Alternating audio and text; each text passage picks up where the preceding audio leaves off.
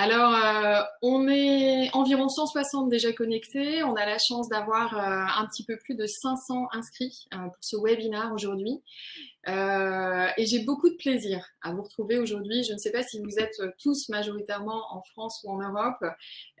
Moi-même, je suis à Montréal, d'où je vous parle ce matin, parce qu'on a 6 heures de décalage avec vous. Et donc, pour moi, il est 10h30 pour ce mercredi matin. J'ai beaucoup de plaisir à vous parler parce que je sais qu'on est tous dans la même situation et que finalement, ces webinaires et cet outil digital nous permet tout de même d'établir un contact, d'échanger. Donc n'hésitez surtout pas à poser toutes les questions que vous vous posez déjà dès à présent sur le sujet qu'on va aborder et puis à poser vos questions au fur et à mesure de ma présentation. Ces questions, elles vont s'afficher sur le bord de mon écran. Et ce que je vous propose, c'est d'y répondre, mais plutôt dans un deuxième temps, une fois que je vous aurai présenté les éléments qu'on va aborder ensemble aujourd'hui. Peut-être juste avant de rentrer dans le vif du sujet, sur le sujet de la transformation digitale, on aurait pu aborder la transformation digitalo-analytique, comme on l'appelle aujourd'hui. Je vais prendre juste quelques minutes pour me présenter, pour ceux qui ne me connaissent pas.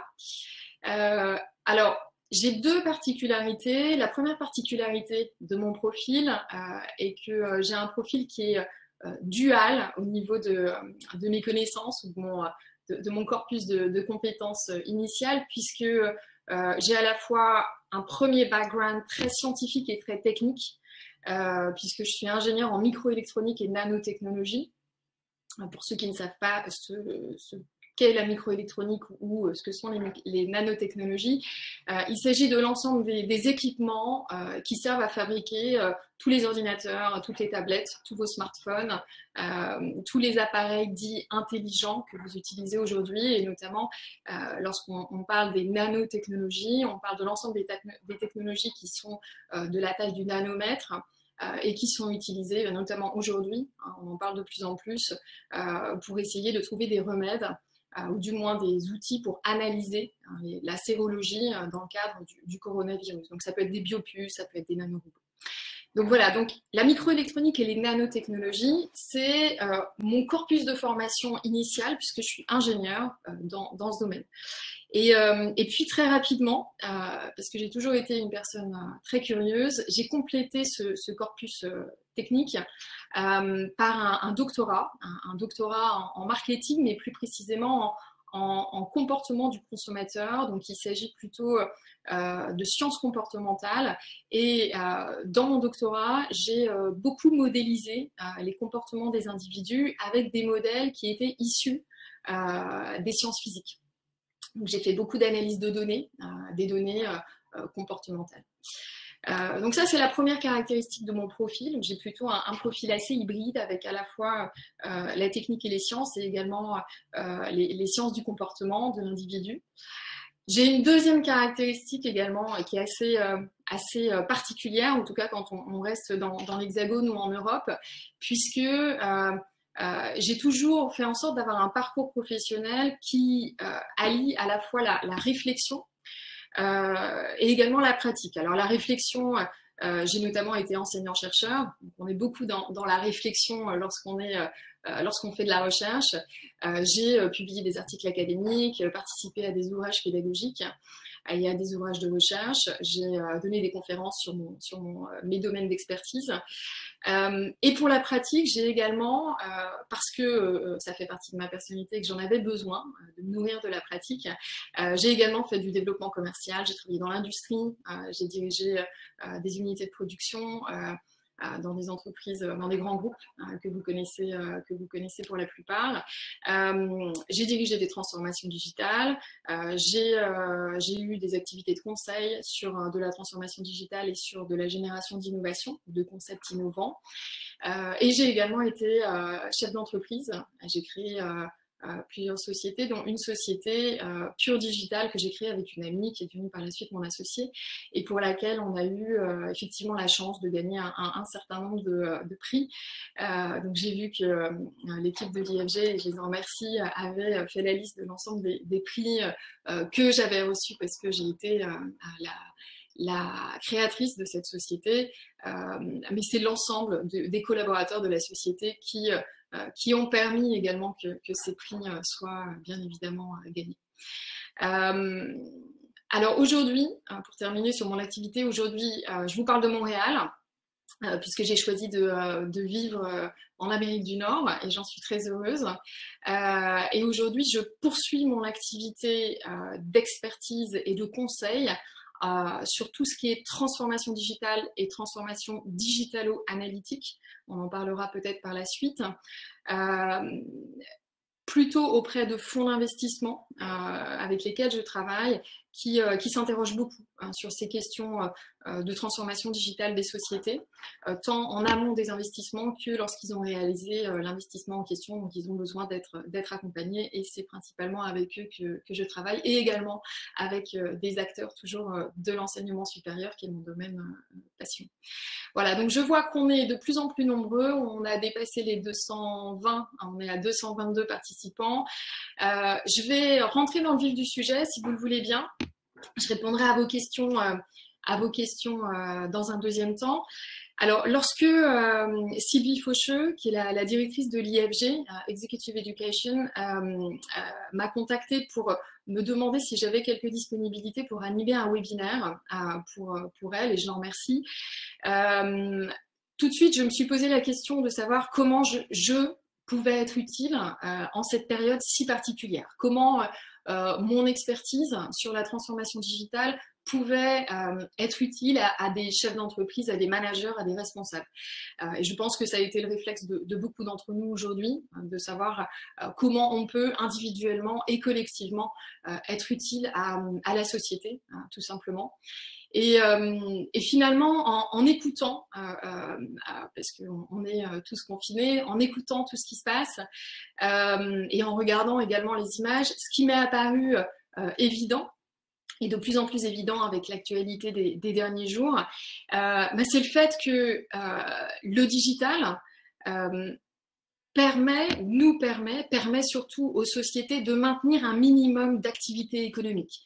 Et ce qui a été frappant au cours des dernières semaines, c'est de voir à quel point les sociétés qui avaient déjà avancé de manière significative dans leur transformation digitale ont été extrêmement réactives pour mettre en place des solutions, que ce soit des solutions de télétravail pour leurs salariés, que ce soit des solutions pour maintenir les services qu'ils distribuent, qu'ils offrent à destination de leurs clients. Et ça dans tous les secteurs, que ce soit dans le secteur de la santé, dans le secteur de la distribution, dans le secteur de l'éducation, dans l'ensemble des secteurs dans lesquels vous exercez peut-être aujourd'hui. Et par conséquent, il m'est apparu évident que si je pouvais aider quelque part, c'était très certainement en revenant sur cette transformation digitale et sur ce qui est pour moi les facteurs clés pour réussir cette transformation digitale. Chaque société, chaque directeur d'entreprise, chaque responsable à l'intérieur de l'entreprise peut réussir sa transformation digitale à condition que 4 facteurs que l'on va passer en revue ensemble soient bien compris en amont et puissent être exécutés par la suite. Donc si effectivement, à l'issue de ce webinaire, ces 4 facteurs clés de succès sont clairs et si vous êtes convaincus, compte tenu de la période extrêmement grave et historique qu'on est en train de vivre, qu'il est nécessaire pour votre entreprise ou pour vous de passer à cette transformation digitale, alors à ce moment-là, je pense que ça sera une satisfaction pour moi parce qu'on aura tous avancé. Alors, pour entrer dans le vif du sujet, la transformation digitale, 4 facteurs clés de succès. Le premier facteur clé de succès à la transformation digitale, c'est le top management. Je vais y revenir dans quelques instants, mais c'est le premier, car c'est un prérequis. Le deuxième facteur clé de succès, qui est extrêmement important, c'est la gouvernance de la transformation digitale que vous allez mettre en place dans votre entreprise. Le troisième facteur clé de succès, ça va être la roadmap que vous allez construire, la méthodologie de la construction de votre roadmap et la manière de prioriser les actions que vous allez aborder. Et enfin, le quatrième facteur clé de succès, bien évidemment, c'est le budget. Et là, on verra qu'entre des très grands groupes, les groupes du CAC 40 qui ont à disposition des dizaines de millions, parfois des milliards d'euros pour déployer leur transformation digitale, et des TPE, PME qui n'ont absolument pas la même dimension budgétaire, on a quand même la possibilité de faire des choses. Mais c'est un facteur qui est essentiel et dont on doit parler. Alors, si on vient sur le premier facteur clé de succès, qui est le top management. Votre transformation digitale, elle ne pourra pas avoir lieu tant que le top management de votre entreprise, donc le CEO de votre entreprise, n'aura pas conscience que cette transformation, c'est avant tout une transformation organisationnelle. C'est-à-dire que se transformer au niveau digital, c'est comprendre qu'on doit passer d'une organisation pyramidale à une organisation plate. Or, les organisations pyramidales, ça a été, et c'est encore beaucoup, le type d'organisation préférée en Europe, et notamment des entreprises historiques en France. J'imagine que vous connaissez tous les tours à la Défense et que vous avez tous été conviés un jour à rencontrer le directeur général d'un grand groupe à la Défense. En général, le bureau de ce directeur général, il est tout en haut de la tour. Et son bureau, d'ailleurs, il est extrêmement grand et il va faire 5 ou 6 fois, parfois 10 fois, la taille du bureau d'un collaborateur classique. Et quand vous reprenez l'ascenseur, plus vous descendez en étage, en fait, plus vous descendez en niveau hiérarchique. Bon, ça, c'est une organisation classique de ce que l'on appelle l'ancienne économie quand on travaille dans le digital. Pourquoi l'ancienne économie? Parce que quand vous regardez les organisations des GAFA, on est sur des organisations qui sont toutes plates. Vous prenez une société par exemple comme Google. Google, c'est 50 000 salariés, c'est 6 niveaux hiérarchiques. Vous prenez une société équivalente en Europe, équivalente en termes de nombre de salariés, on a entre 12 et 15 niveaux hiérarchiques. Donc, ce premier type de transformation qui est nécessaire, il est nécessaire pourquoi? Elle est nécessaire pourquoi? Parce que quand vous aplatissez l'organisation, vous raccourcissez les temps de prise de décision stratégique. Plus vous pouvez prendre des décisions rapidement, plus vous allez rendre votre organisation agile.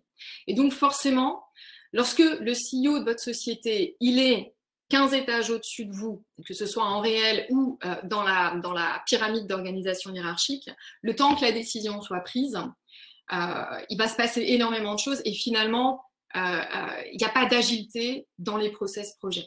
Quand vous regardez une entreprise comme Facebook, travaille en open space et le bureau de Mark Zuckerberg, il est dans l'open space. Il n'est pas à des étages au-dessus, il n'est pas avec des parois, il est directement dans l'open space et d'ailleurs son bureau physique, il fait la même taille que le bureau de ses collaborateurs. Parce que tout ça permet la circulation de l'information et du coup les prises de décision extrêmement rapides.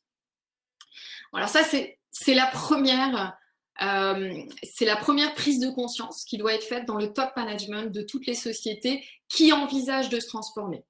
Il va falloir passer d'une organisation pyramidale à une organisation plate. Alors forcément, ça peut constituer un choc pour beaucoup de dirigeants et surtout pour beaucoup de dirigeants de sociétés traditionnelles, historiques, françaises, européennes. Deuxième élément, toujours concernant ce top management, c'est qu'il faut aussi qu'ils prennent conscience que se transformer au niveau digital, ça signifie se transformer au niveau structurel. Ce qui n'est pas vraiment la même chose qu'organisationnel, où on considérait les hiérarchies. Se transformer au niveau structurel, ça veut dire casser les silos à l'intérieur de votre société. Très souvent, à l'intérieur des sociétés, vous avez des départements. Vous avez le département marketing, le département technique, vous avez le département DRH, vous avez des départements des grands services qui sont cloisonnés les uns les autres, malheureusement. Et en les cloisonnant, on cloisonne également les données et les informations qui sont concentrées sur chacun de ces départements et avec lesquels ils tournent. Lorsqu'on se transforme au niveau digital, on casse tous ces silos parce que La transformation digitale, au contraire, c'est la circulation de la donnée et dans un deuxième temps, la circulation de l'information entre chacun de ces départements. La transformation digitale, elle doit permettre la pluridisciplinarité de vos équipes, permettre à vos équipes métiers de travailler en collaboration avec vos équipes marketing, à vos équipes marketing de travailler en collaboration avec les équipes techniques, etc. De manière à ce que, encore une fois, on puisse avoir une bonne circulation de l'information parce que c'est sur la base de cette circulation que vous allez être capable de créer de l'innovation par la suite. Et ces entreprises qui sont les entreprises innovantes sont les entreprises de demain. Alors là, je vous prie de m'excuser parce que j'ai mon fils de 5 ans qui est en train de s'interroger sur un élément, mais je pense qu'il y a répondu tout seul. Les aléas du direct et du confinement. Andrew, c'est rien du tout, continue à regarder. Bon, désolée, je vous présente mon fils, Andrew. Bien, donc pour revenir au top management. Le top management doit avoir pris conscience que pour se transformer au niveau digital, il faut se transformer au niveau organisationnel, également au niveau structurel, transversalité, pluridisciplinarité des équipes et décloisonner. Le troisième élément que le top management doit vraiment avoir bien en tête, c'est le fait que se transformer au niveau digital, c'est qu'il va falloir former la totalité des salariés du sol au plafond.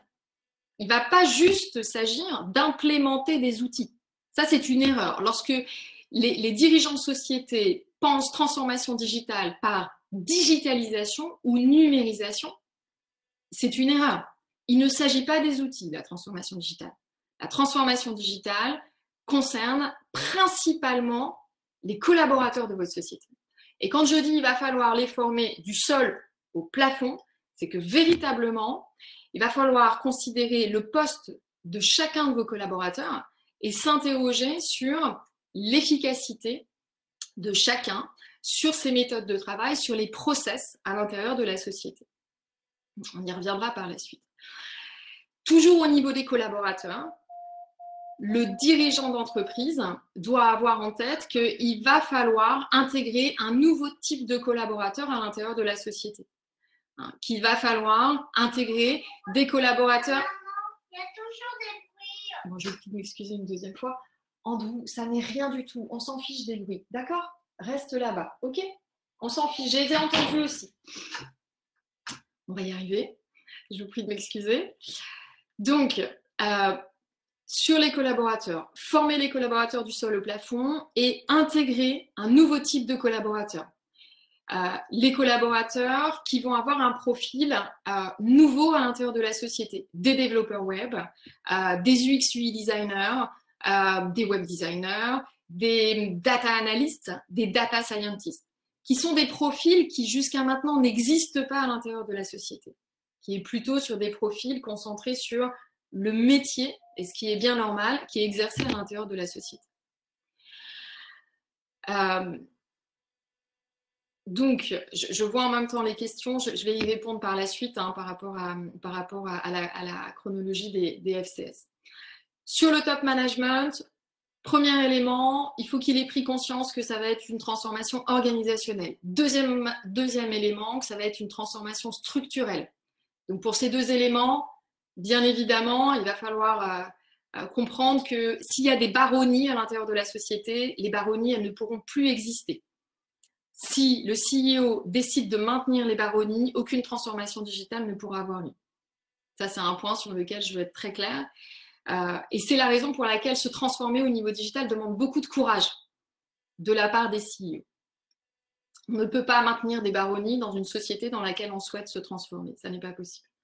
Troisième élément, la formation des collaborateurs. Former tout le monde du sol au plafond et intégrer un nouveau type de collaborateur. Enfin, le quatrième élément concernant le top management. Pourquoi le quatrième? Parce que c'est sans doute le plus important. C'est le fait qu'il faut avoir conscience que se transformer au niveau digital, ça va être repenser son modèle économique. Ça va être repenser son business model. Ça va être penser différent. comme dit Steve Jobs, le fameux Think Different. Et ça, c'est sans doute ce qui est le plus difficile pour un dirigeant d'entreprise, qui parfois est d'ailleurs le créateur de la société. Parce que cette société, s'il l'a créée, il a sans doute également contribué à la constitution des barrières à l'entrée qui protègent l'ensemble des acteurs sur un marché. Et par conséquent, il lui est difficilement concevable que des acteurs qui n'ont pas de quoi franchir ces barrières puissent pénétrer ce marché et finalement récupérer des parts de marché. Or, on l'a vu dans tous les secteurs aujourd'hui, il n'y a pas un secteur de notre économie qui n'ait été impacté par l'arrivée d'un nouvel entrant. Si vous prenez le secteur de l'hôtellerie et du tourisme, vous prenez un acteur comme Airbnb, Airbnb n'a jamais construit un seul hôtel. Ils ont une valorisation aujourd'hui qui est supérieure à celle du groupe Accor. Ils ont été créés en 2008, ils ont 12 ans d'existence et aujourd'hui ils proposent plus de chambres que le leader mondial de l'hôtellerie qui est le groupe Marriott International.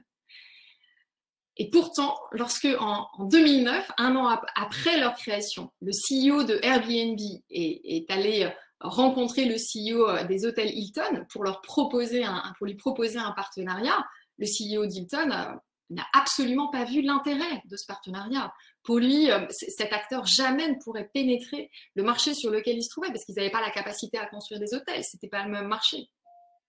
Donc, ce changement de paradigme chez un CEO, que de réaliser que le monde a changé et que finalement les barrières à l'entrée, elles peuvent être dépassées, contournées par d'autres moyens, c'est sans doute l'une des plus grosses difficultés que le top management doit réussir à dépasser. Et peut-être que la situation que l'on vit aujourd'hui, qui est une situation extraordinaire, exceptionnelle, a amené, je l'espère, un certain nombre de dirigeants d'entreprise à réaliser qu'il fallait changer de paradigme.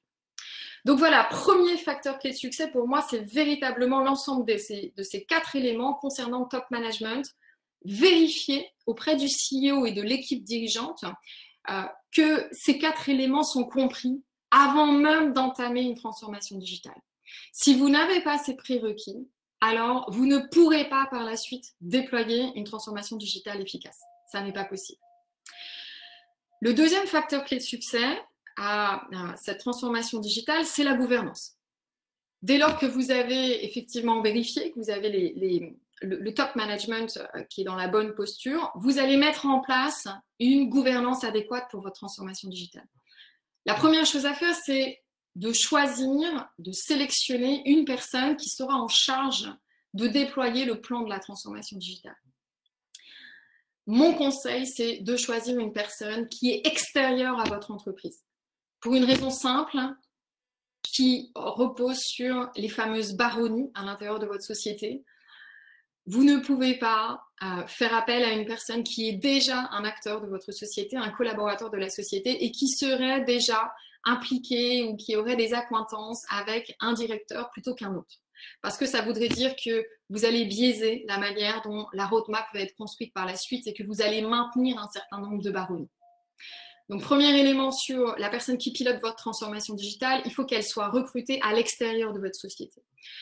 Le deuxième élément qui est important, c'est que cette personne qui pilote la transformation digitale, il faut qu'elle connaisse le métier que vous exercez, votre cœur de métier. Si vous êtes dans les assurances, il faut quelqu'un qui connaisse ce que sont les assurances, comment on fait pour gérer un portefeuille d'assurance, comment on fait pour le développer auprès de clients.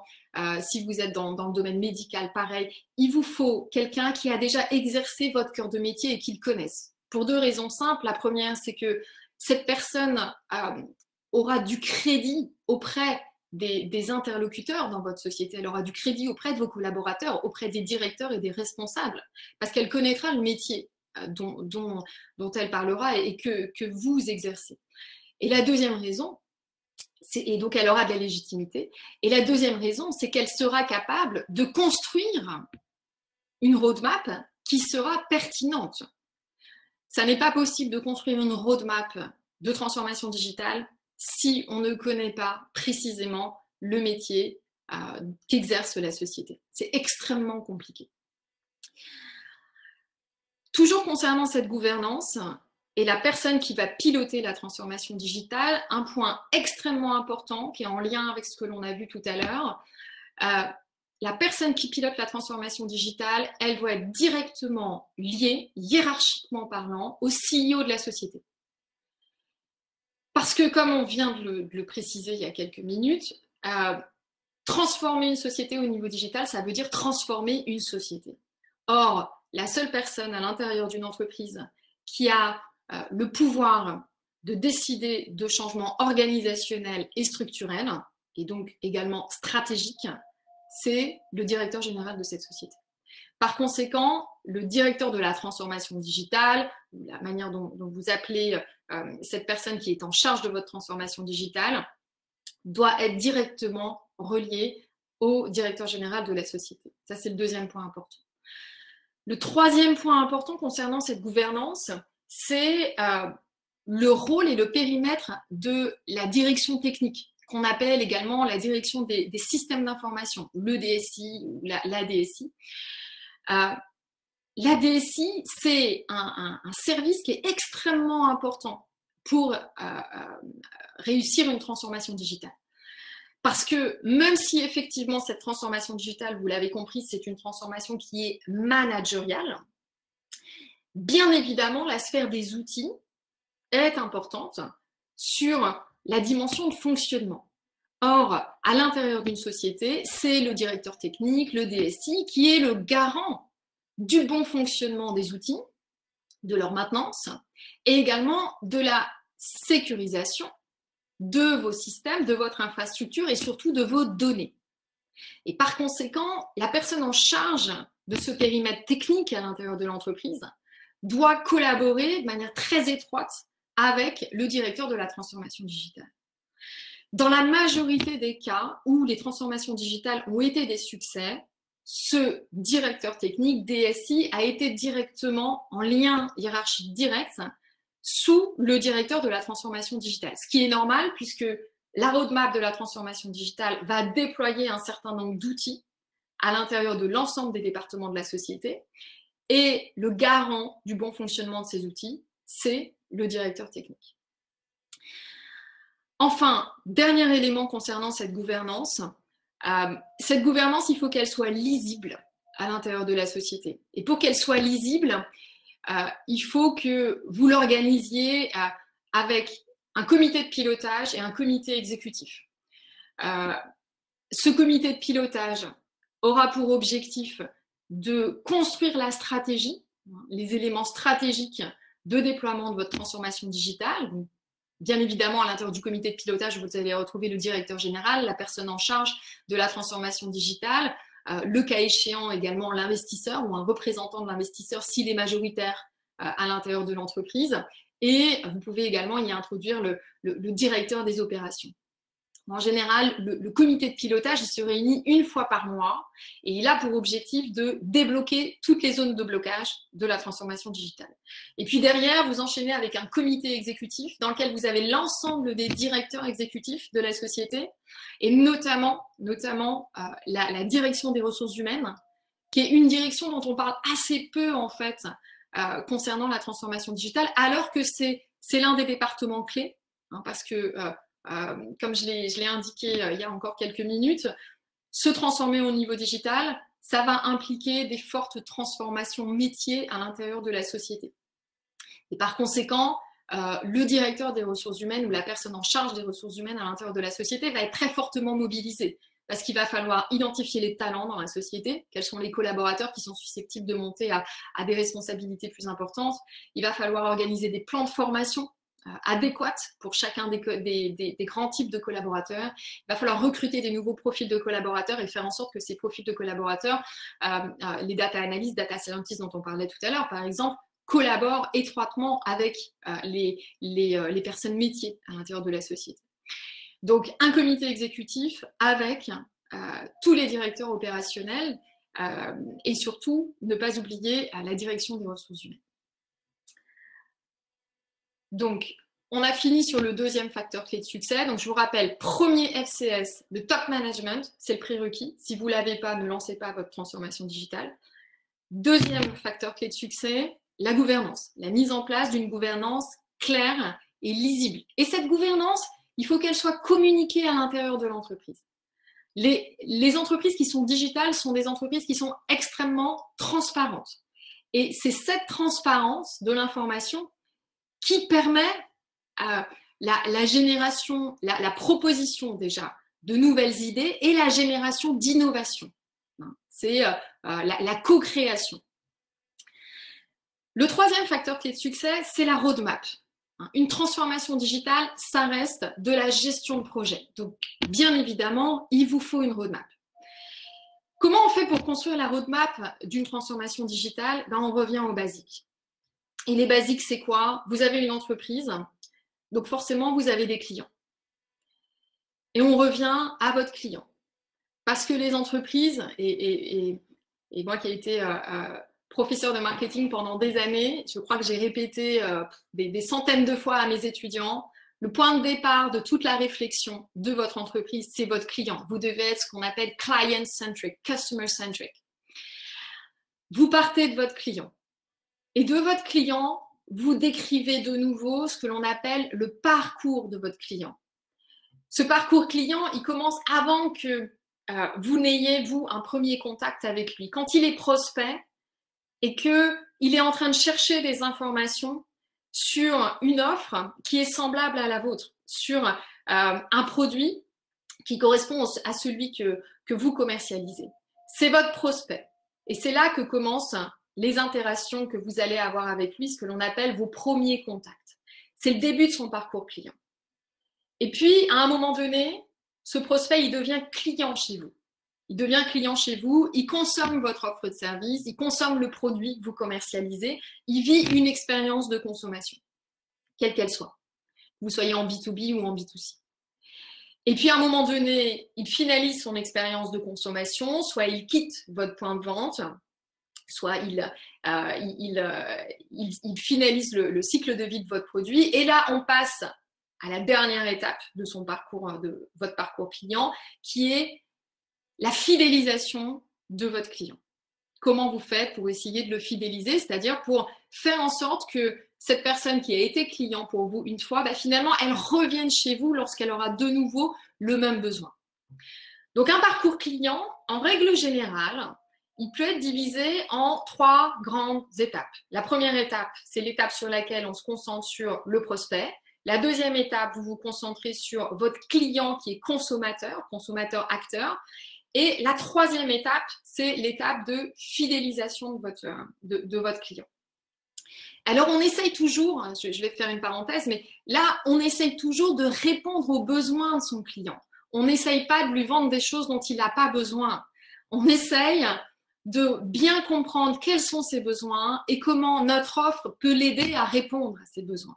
D'accord ? On n'est pas en train d'essayer d'influencer quelqu'un, d'acheter quelque chose contre sa volonté ou quelque chose dont il n'aurait pas besoin. Je voudrais juste qu'on soit bien clair sur ce qu'est le parcours client et la démarche intellectuelle que vous devez avoir lorsque vous construisez votre roadmap de transformation digitale. Si vous n'êtes plus sur le besoin de votre client, de toute façon, vous le perdrez. Ça, c'est évident aujourd'hui, vous le perdrez. Les sociétés qui sont plus sur le besoin de leurs clients, ils perdent leurs clients. Donc, vous découpez ce parcours client avec ces 3 grandes étapes et ça vous donne les 3 grands chantiers de votre transformation digitale. Vous allez avoir un grand chantier de transformation digitale avec des opérations qui vont concerner l'ensemble des collaborateurs et l'ensemble des outils que vous utilisez aujourd'hui pour réussir à capter des prospects et à transformer ces prospects en clients. Donc là, vous avez un premier chantier qui doit être dirigé par un chef de chantier qui en général est directeur marketing ou directeur commercial, puisque c'est lui qui est en charge des opérations et des collaborateurs qui ont pour objectif de capter ces prospects. Ensuite, vous avez un deuxième chantier qui est le chantier de l'expérience utilisateur, de l'expérience client, de vos clients à proprement parler. Mais ce deuxième chantier, de manière identique, vous allez avoir un certain nombre d'opérations qui vont viser là à améliorer la satisfaction de votre client.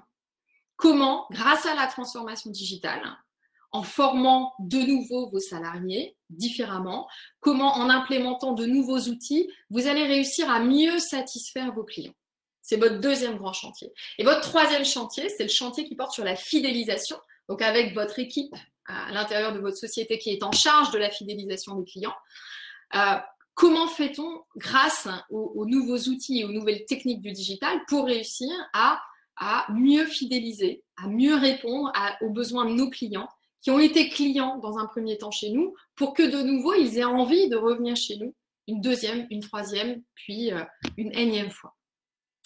Alors moi, ce que je vous conseille, ce que je fais toujours, c'est qu'une fois que j'ai détaillé mes trois grands chantiers, je distingue bien à l'intérieur de ces chantiers les opérations d'implémentation d'outils.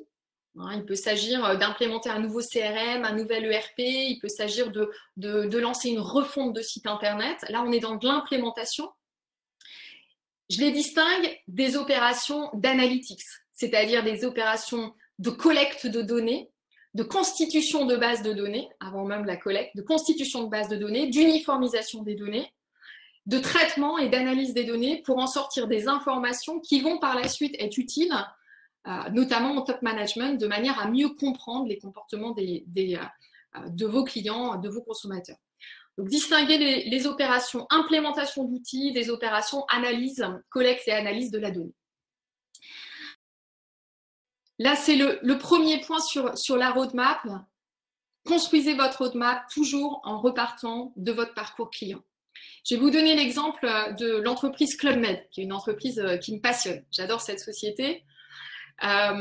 La transformation digitale qui a été menée au Club Med déjà depuis un très très grand nombre d'années, cette transformation digitale, c'est ce qui a amené la société à premiumiser leur offre et à se concentrer sur ce qu'ils appellent à l'intérieur de la société les clubs 4 tridents et petit à petit à transformer les 3 tridents, donc qui sont d'une gamme un petit peu moins élevée, en 4 tridents. Pourquoi? Parce que lorsqu'ils ont commencé leur transformation digitale, ils sont revenus sur le client.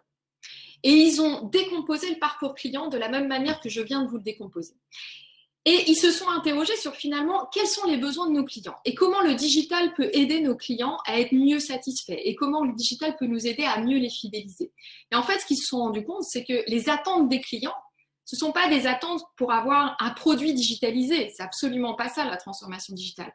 Ce sont des attentes dans lesquelles le client veut que le digital lui offre plus de praticité, plus de facilité. Mais le client, ce qu'il cherche avant tout, c'est être plus satisfait dans le cœur de l'offre, dans la qualité de l'offre, dans les interactions humaines lorsqu'il est en vacances à l'intérieur du club, dans la qualité des offres dont il va pouvoir bénéficier lorsqu'il est en vacances, dans la facilité qu'il va pouvoir avoir lorsqu'il va arriver dans un chalet et qu'il aura déjà ses skis et ses chaussures à disposition. Et par conséquent, la transformation digitale de la société Club Med, qui est encore en cours aujourd'hui, leur a permis déjà de très bien décrire le parcours client. Ils savent aujourd'hui qu'un client, le parcours est de 3 mois entre le premier contact avec la société et la souscription au séjour. 11 contacts, 3 mois, et dans 80% des cas, la souscription au séjour se fait après avoir échangé avec un humain. C'est-à-dire après avoir eu un échange téléphonique avec un conseiller client du Club Med ou après s'être rendu en agence et où le client rencontre directement un agent de voyage du Club Med qui lui présente les séjours et c'est là où il souscrit. D'accord? Donc, cette transformation digitale, ça n'est pas une transformation d'outils, c'est une transformation qui doit amener la société à introduire plus d'agilité dans vos process de manière à mieux satisfaire vos clients. Et plus vous satisfaisez vos clients, plus vous les rendrez fidèles. Le deuxième élément concernant la roadmap, je vais essayer d'aller vite parce que je vois qu'il y a déjà quasiment 40 minutes. Je voudrais vraiment prendre le temps de répondre à vos questions. Le deuxième élément concernant la roadmap, ce sont ce que l'on appelle les quick wins. Alors, c'est quick wins en anglais, des victoires rapides, des succès rapides. Qu'est-ce que c'est que ces succès rapides? Quand vous allez construire votre roadmap, donc vous avez vos 3 chantiers et à l'intérieur de chacun des chantiers, vous allez faire apparaître les outils à implémenter qui vont devenir en fait des projets, des mini-projets. Vous allez avoir dans votre roadmap des projets longs, Je citais par exemple tout à l'heure l'implémentation d'un CRM ou l'implémentation d'un ERP. Ça peut être un projet qui peut s'avérer relativement long. Tout dépend du nombre de business units dont vous avez besoin d'équiper avec ce nouveau CRM, ce nouvel ERP. Ça peut être un projet qui va durer 6, 12, 18 mois. Parallèlement à ces longs projets, il faut qu'à l'intérieur de votre roadmap de transformation digitale, vous ayez des projets courts qui vont vous demander 2 semaines, 3 semaines, 4 semaines. Et ces projets courts, il faut que ce soit aussi des projets entre guillemets faciles. C'est-à-dire des projets sur lesquels vous êtes quasiment certain d'aboutir à un succès. Ça peut être la refonte du design d'un, 2 ou 3 sites internet. Ça peut être l'optimisation de vos campagnes Facebook, parce que vous vous êtes rendu compte que finalement vos campagnes Facebook, les visuels qui étaient utilisés sur les campagnes Facebook n'étaient pas pertinents, ils n'étaient pas en reflet de la cible que vous souhaitiez atteindre. Et l'ensemble de ces petites opérations, vous allez les mener rapidement en parallèle des grands projets. Et surtout, vous allez communiquer très rapidement à l'intérieur de la société sur le fait que vous avez réussi dans ces projets. Ça devient des succès rapides. Et pourquoi c'est important de communiquer sur ces projets? Parce que vous allez rendre visible la transformation digitale à l'intérieur de la société et vous allez rendre visible les succès. Et du coup, vous allez créer de l'adhésion autour de la transformation digitale. Et vous allez maintenir la motivation de l'ensemble des collaborateurs pour cette transformation. Et ça, c'est un élément qui est extrêmement important.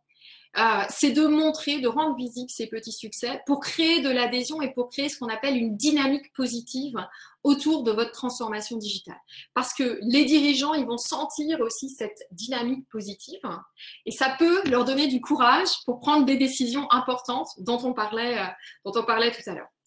Donc sur ce troisième FCS qui est la roadmap, premier élément, la méthodologie de construction, on revient au parcours client. Deuxième élément clé, les quick wins en parallèle des projets plus longs. Bien, le quatrième facteur clé de succès, forcément, c'est le budget. Alors, la majorité des entreprises qui se sont lancées dans leur transformation digitale au cours des dernières années et qui en ont surtout beaucoup parlé, ce sont les grands groupes. Quand vous regardez les grands groupes du CAC 40, à 80%, ils ont tous parlé au cours des 5 dernières années de la transformation digitale. Certains l'ont finalisé, mais dans la grande majorité, ce n'est pas le cas. Ça a été pour beaucoup aussi des opérations de saupoudrage parce que justement le top management n'avait pas encore pris conscience des transformations de fond qui devaient être menées par cette transformation digitale. Pour ces grands groupes, on parle de budget de plusieurs dizaines de millions d'euros, parfois milliards d'euros, pour mener des plans de transformation digitale dans des entreprises qui ont plusieurs dizaines de milliers de salariés. Donc forcément, là, on arrive avec des équipes qui sont extrêmement larges pour opérer et ce sont des plans de transformation sur 3 voire 5 ans pour réussir véritablement à transformer la société et à la rendre plus agile. Quand vous êtes une TPE ou une PME, j'ai toujours la question de nombreuses PME qui me disent mais Delphine, nous, comment on fait pour se transformer? Alors en fait, quand vous êtes une société plus petite, certes, vous n'allez pas avoir un budget de plusieurs dizaines de millions d'euros à investir dans une transformation digitale. Mais j'ai envie de dire, vous n'en avez pas besoin. Parce que, en général, les dirigeants de PME sont déjà plus convaincus par l'ensemble des 4 éléments que j'ai cités tout à l'heure. Ce sont des dirigeants qui sont plus proches en fait de leurs clients. Donc ils sont encore au contact des clients et ils sentent en fait l'ensemble des changements qui sont en train d'arriver sur leur marché. Donc l'ensemble des prérequis, ça c'est déjà acté. Ensuite, vous avez la chance également d'avoir des entreprises qui sont en général assez agiles. Les modes de travail pluridisciplinaires, très transverses, sont des choses qui sont déjà rendues opérationnelles dans de nombreuses sociétés qui sont des PME ou des TPE où on travaille déjà pour beaucoup en open space. Donc pour moi, les TPE, les PME ont déjà beaucoup d'atouts pour réaliser cette transformation digitale. Ensuite, il n'en reste pas moins, effectivement, qu'à un moment donné, se pose la question du budget au niveau des outils.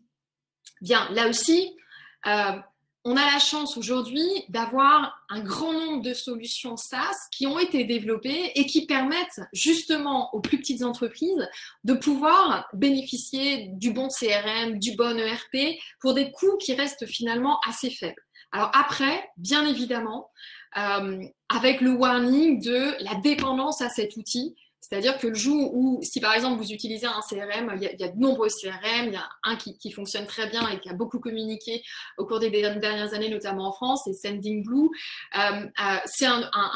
D'ailleurs, c'est un multi-outil. C'est super et ça vous permet de réaliser un très grand nombre de tâches. Le seul warning, c'est qu'il ne faut pas que demain ou dans un futur proche, ce genre de société mettre la clé sous la porte, parce que sinon, vous-même, vous vous retrouvez sans outils. Donc, il faut toujours avoir une société de backup. Mais si on met de côté ce scénario, pour lequel il faut quand même avoir toujours la solution de backup, hein, moi, je préfère toujours prévenir que guérir, on a la chance, si on est une très petite entreprise, même si on n'a pas un budget de plusieurs millions d'euros à investir, de pouvoir effectivement utiliser des outils en mode SaaS, de pouvoir utiliser des webinaires de e-learning pour pouvoir former ses collaborateurs. Et aujourd'hui, l'offre en formation de e-learning est de très très bonne qualité. Hein. Elle s'est améliorée très nettement en l'espace de 5 ans. Ça, c'est indéniable. Et par conséquent, pour moi, le seul challenge pour une entreprise de plus petite taille, c'est véritablement de bien prioriser sa roadmap et sans doute aussi de trouver des partenaires, parce que moi je crois beaucoup à la co-création. Quand on est petit, c'est souvent l'alliance de deux petits qui va former un très grand. De trouver des partenaires qui ont des compétences complémentaires aux vôtres et qui vont vous permettre d'être dans la co-création et dans l'innovation. Et ça, souvent, les dirigeants de PME et TPE sont beaucoup plus en avance que les CEO de grands groupes. Là, je vous parle d'expérience pour avancer sur ce genre de choses.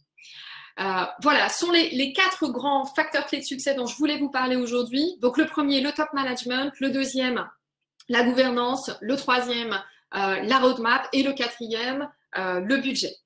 Je vais prendre quelques questions. Alors, je suis désolée, il y a eu énormément de questions. J'espère que je ne vais pas que je vais pouvoir passer la grande majorité.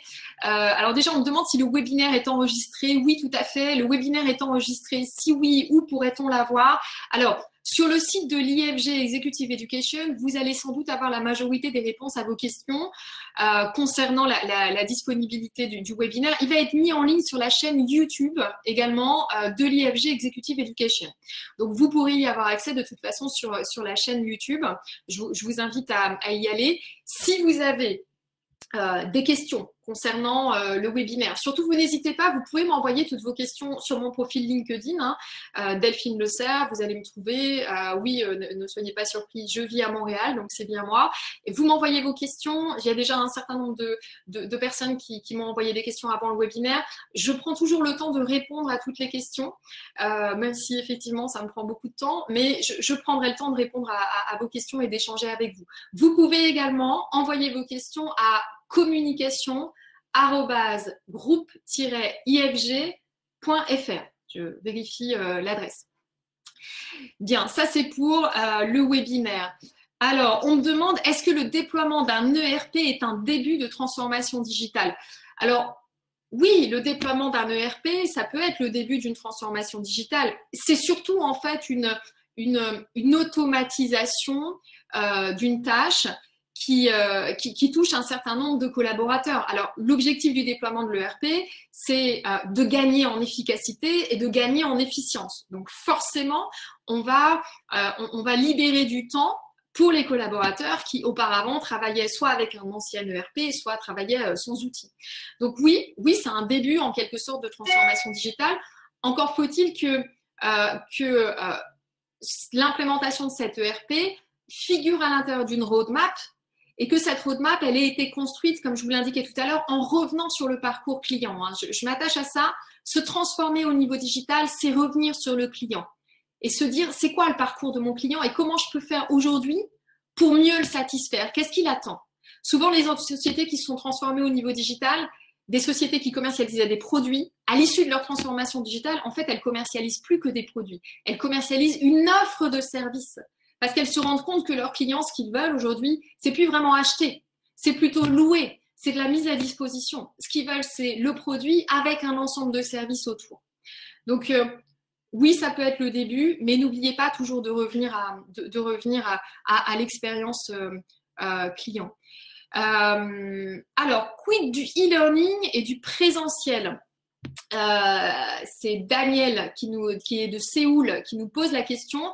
Alors, comme je disais, Daniel, le e-learning pour moi, aujourd'hui, à l'intérieur des sociétés, quelle que soit la taille des entreprises, c'est un outil qui est essentiel dans le cadre de la transformation digitale pour former ses collaborateurs. Parce qu'on a des collaborateurs qui ont très peu de temps. Vous avez votre vie professionnelle, vous avez votre vie familiale et puis peut-être un petit peu de vie personnelle. Et dans un agenda qui est déjà extrêmement chargé, le e-learning, c'est bien évidemment l'un des outils qui permet à chacun de pouvoir organiser son agenda comme il le souhaite. Et alors forcément, là je vais parler de programmes que je connais très bien. Typiquement, les programmes de e-learning qui sont proposés aujourd'hui par l'IFG Executive Education sont des programmes qui sont extrêmement efficaces dans les objectifs pédagogiques, quel que soit le type de formation qui sont cherchés et qui sont designés pour tous les types d'entreprises et pour tous les types de collaborateurs. Et c'est ça qui est important. Alors après, e-learning vs présentiel. Présentiel si c'est possible. C'est extraordinaire parce que de toute façon, rien ne remplacera l'humain. Rien ne remplacera le plaisir qu'un intervenant, qu'un expert aura à vous communiquer son expertise, ses retours d'expérience et ses conseils. Et forcément, c'est lorsque vous êtes en présentiel avec un intervenant qui est passionnant que vous allez rentrer chez vous, que vous allez rentrer dans votre entreprise et que vous allez avoir déjà eu l'impression d'avoir une bulle d'oxygène, parce que c'est ça aussi que d'apprendre auprès de gens qui sont passionnés, c'est cette bulle d'oxygène. Alors, oui, pour le présentiel aussi, mais avec un mix sur du e-learning, parce que malheureusement, le principe de réalité fait qu'aujourd'hui, vous avez des emplois du temps qui sont tous extrêmement chargés. Alors, les questions. Merci beaucoup. Je vois qu'il y a beaucoup de... J'ai un chargement de questions, j'en vois plus. Je vois qu'il y a beaucoup d'interactions. Avez-vous une lecture, un ouvrage à nous conseiller pour poursuivre le sujet? Sur le sujet de la transformation digitale, il y a effectivement quelques auteurs, quelques experts, surtout au niveau économique, qui ont rédigé des ouvrages au cours des dernières années en France. J'ai toujours du mal à les conseiller parce qu'ils sont des très bons ouvrages, hein, mais pour moi, si vous êtes en entreprise, vous avez besoin d'éléments qui sont extrêmement pratico-pratiques.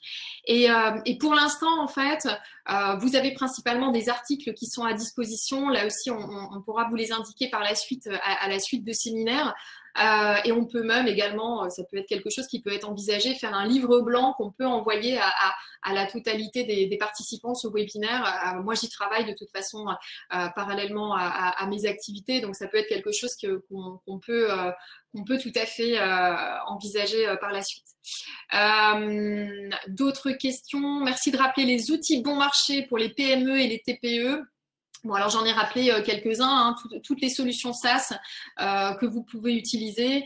Je vous disais, en termes de CRM, effectivement, il y a un CRM qui fonctionne très bien aujourd'hui, notamment en France, qui ne fait pas d'ailleurs que CRM. Vous avez Sendinblue. Ensuite, même si vous êtes une TPE, PME et que vous cherchez des CRM ou des ERP, regardez quand même aussi les solutions qui sont développées par Microsoft. Pourquoi? Parce qu'elles sont quand même très fiables. Elles vont être un peu plus chères, tout dépend du nombre de postes que vous avez à équiper, hein, ça c'est évident, mais par exemple, vous avez le CRM tel que Microsoft Dynamics qui vous permet d'aller un petit peu plus loin que simplement des outils comme Sendinblue parfois, sur l'aspect analyse de données et traçabilité au niveau du parcours client, puisque vous allez le connecter directement à votre site internet et que vous allez pouvoir avoir une traçabilité derrière des contacts qui va pouvoir être transmise à vos conseillers. Mais là aussi, on pourra les mettre dans le livre blanc si ça vous intéresse. Qu'est-ce qu'on a comme... alors encore une fois, je suis désolée, on a beaucoup de questions. À combien de niveaux hiérarchiques peut-on arriver pour faciliter la transformation digitale, 2 ou 3? Quels sont les meilleurs exemples en la matière? Alors, pour répondre à votre question, Jocelyn, en fait, la question, elle ne se pose pas vraiment en termes de est-ce qu'il y a un nombre de niveaux hiérarchiques auxquels il faut arriver pour se dire là, c'est bon, j'ai une organisation qui est agile. Tout va dépendre en fait de votre société, du nombre de salariés et de votre activité. Parce que vous avez un ADN. En fait, l'agilité d'une société, c'est comme l'agilité d'un individu. Hein, c'est exactement la même chose. Vous avez un ADN et l'ADN de cette société va amener la société à être agile quand elle aura 9 niveaux hiérarchiques ou 6 niveaux hiérarchiques ou 4 niveaux hiérarchiques pour d'autres. Et cet ADN de société, très souvent, c'est le CEO en fait qui l'insuffle. Ce qui va vous permettre, au-delà du nombre de niveaux hiérarchiques, de vous dire que votre entreprise, elle est devenue agile, c'est la rapidité dans les prises de décision. Si effectivement les prises de décision stratégiques, elles sont prises très rapidement et elles sont passées de manière opérationnelle également très rapidement, ça veut dire que votre entreprise, elle est devenue agile.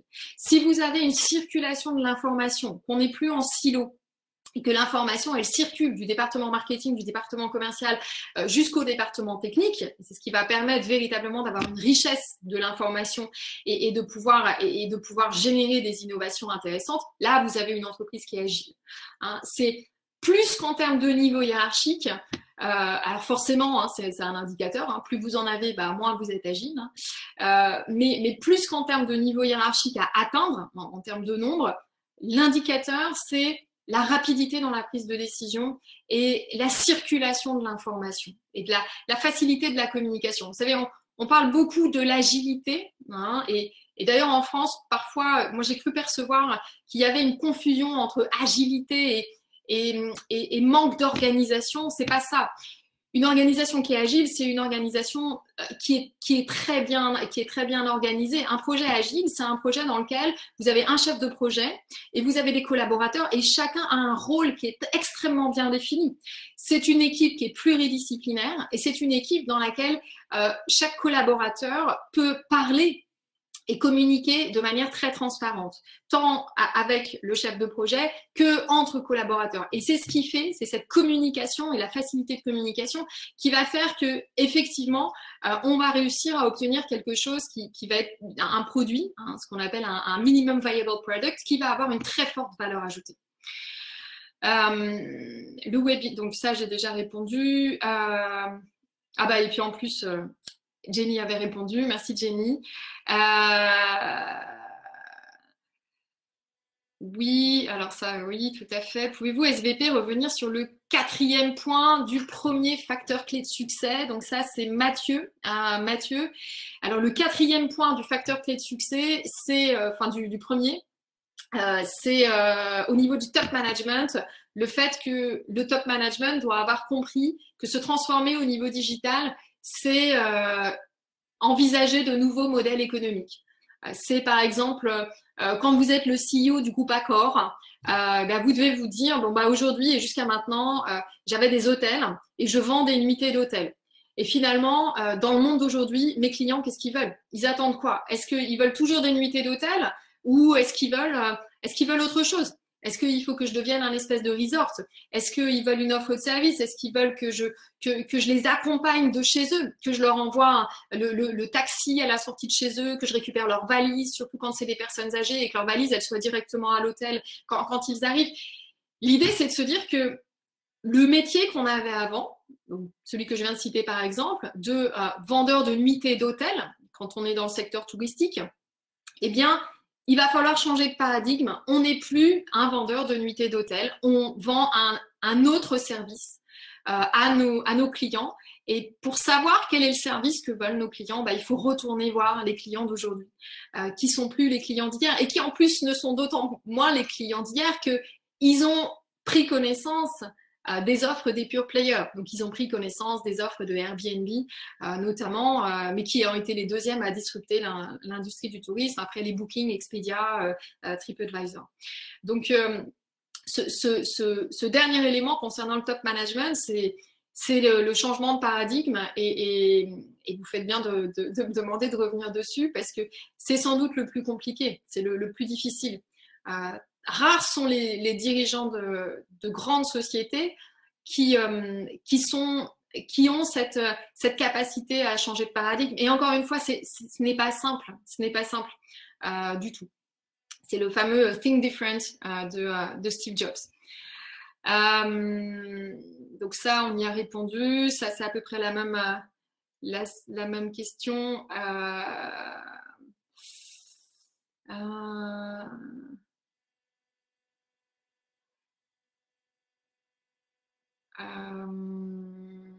Alors, j'essaye de lire. Il y a des questions qui sont très, très longues.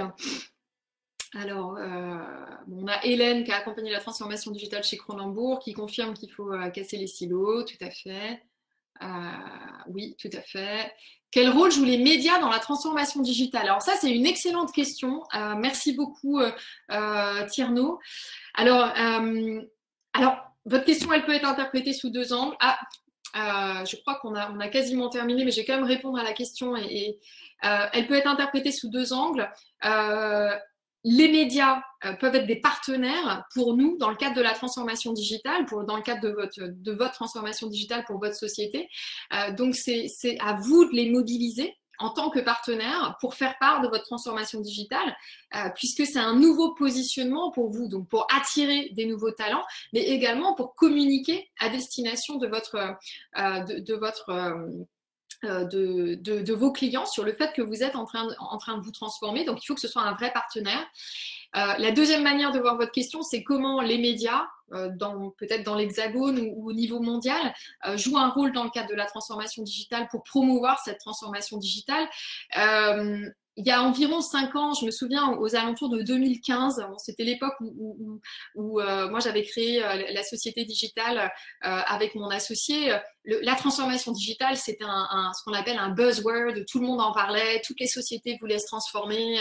Moi, j'ai eu énormément de propositions pour diriger des plans de transformation digitale assez rapidement. Les médias ont beaucoup relayé. Et finalement, ont beaucoup relayé des opérations de saupoudrage. Donc j'espère que maintenant, elles vont relayer des opérations concrètes parce qu'elles ont aussi un rôle fondamental à jouer pour inciter les sociétés à se transformer sur le cœur de leur activité. Voilà, il y a eu encore beaucoup d'autres questions. Moi, je vous remercie beaucoup pour votre participation. Je vais faire en sorte d'essayer de répondre à l'ensemble des questions. Et comme je vous l'indiquais, de réaliser une petite synthèse ou un petit livre blanc qu'on va vous envoyer de manière à ce que vous ayez tous à l'écrit un document en lien avec ce webinaire. Je vous libère pour la fin de votre journée et surtout, prenez tous bien soin de vous et de vos proches. C'est une période qui est tellement particulière. Prenez soin de vous et restez chez vous. Voilà, à très bientôt. Au revoir.